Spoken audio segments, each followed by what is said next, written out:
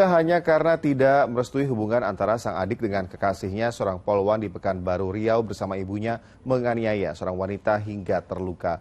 Polwan berinisial IDR dan ibunya kini ditetapkan sebagai tersangka.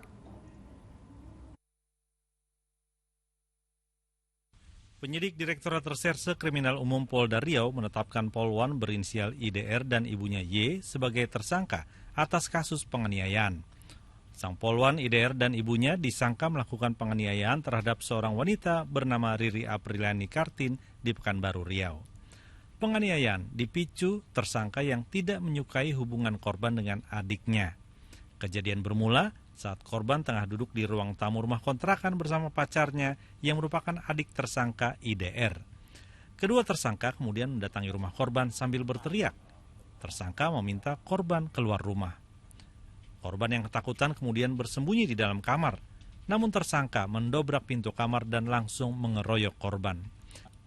Akibat penganiayaan ini, korban mengalami memar di bagian lengan, bekas cakaran di bagian leher, dan bengkak di kepala akibat dijambak. Dan si polwan dan ibu langsung menjambak, memukul saya, menampar, mencubit saya, dan pacar saya menghalangi saya untuk melindungi saya dari pukulan ibunya dan kakaknya. Akibat ulahnya, polwan IDR, polisi aktif yang bertugas di Badan Narkotika Nasional Provinsi Riau, ditahan guna penyelidikan kode etik dan kasus pidana penganiayaan. Sementara tersangka Y tidak ditahan dengan alasan cukup kooperatif dan harus merawat cucunya. Terkait dengan dugaan pelanggaran kode etik kepolisian. Ini penyidik dari Propam melengkapi berkas untuk segera kemudian disidangkan kode etiknya.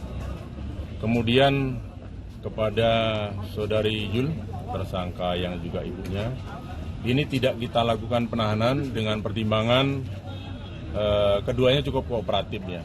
Penyidik Propam kini melengkapi berkas pemeriksaan untuk kemudian digelar sidang kode etik terhadap polwan IDR.